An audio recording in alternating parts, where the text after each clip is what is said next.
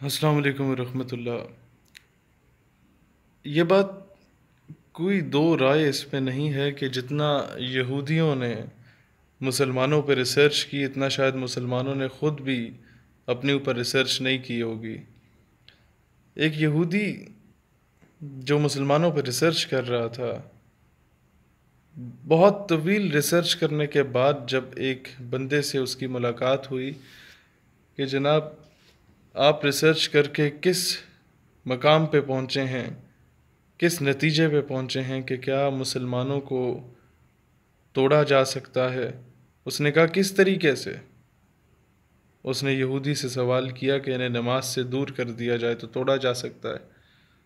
اس نے کہا مسلمان میں اکثریت بے عمل لوگوں کی ہے، لیکن انہیں یوں توڑا نہیں جا سکتا۔ پھر کہا گیا کہ انہیں مسجد سے دور کر دیا جائے، کیا انہیں تقسیم کیا جا سکتا ہے؟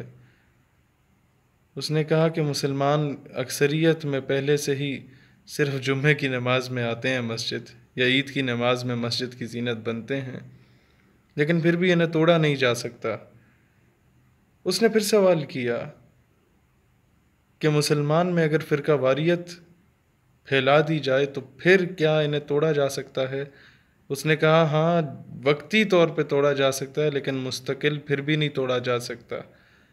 وہ شخص بڑا حیران ہو۔ اس نے کہا قومیت، قوم پرستی ڈال دی جائے، لسانیت ڈال دی جائے، صوبائیت ڈال دی جائے، زبانوں پہ اختلاف ڈال دیا جائے، کیا پھر توڑا جا سکتا ہے؟ اس یہودی نے کہا کہ میں نے بہت ریسرچ کی مسلمانوں پر اور میں اس نتیجے پہ پہنچا کہ پھر بھی انہیں تقسیم نہیں کیا جا سکتا۔ تو پھر اس نے سوال کیا کہ وہ کون سا جذبہ، کون سی روح ہے، وہ کون سی ایسی چیز ہے جو کہ مسلمانوں کو متحد کیے رکھتی ہے؟ تو یہودی نے کہا کہ میں نے ریسرچ کی اور میں اس نتیجے پہ پہنچا، جو مسلمان فرقہ واریت کا شکار رہا، جو مسلمان مسجد سے دور رہا، جو مسلمان لسانیت اور صوبائیت اور قوم پرستی کا شکار رہا، لیکن جب بھی معاملہ حضور اکرم حضرت محمد صلی اللہ علیہ وآلہ وسلم کی ذات مبارکہ کا آ جاتا ہے تو یہ مسلمانوں کا خون جوش مارتا ہے۔ جب معاملہ ناموس رسالت اور ختم نبوت کا آ جاتا ہے تو یہ مسلمان پھر سے یکجا ہو جاتے ہیں۔ اقبال نے ویسے نہیں کہا، وہ فاقہ کش کے موت سے ڈرتا نہیں ذرا، جس کے گھر میں بھوک پیاس کا عالم ہو، پھر بھی اتنا غیرت مند اور دلیر کہ وہ موت سے نہیں ڈرتا، اس مسلمان کو کیسے شکست دو؟ ایک ہی طریقہ ہے، وہ فاقہ کش کے موت سے ڈرتا نہیں ذرا، روح محمد اس کے بدن سے نکال دو۔ جب عشق مصطفیٰ صلی اللہ علیہ وآلہ وسلم کی تڑپ اس کے بدن سے نکال دی جائے گی، پھر اس مسلمان کو تقسیم کر کے اسے شکست دی جا سکتی ہے۔ میں نے خود یہ دیکھا کہ جب ممتاز قادری شہید کا جنازہ تھا تو کوئی شخص یہ نہیں کہہ رہا تھا کہ یہ فلاں مکتبہ فکر کے شخص کا جنازہ ہے۔ ہر شخص کہہ رہا تھا رسول اللہ صلی اللہ علیہ وآلہ وسلم کے ایک غلام کا جنازہ ہے جس نے ناموس رسالت پہ اپنی جان کا نذرانہ دیا۔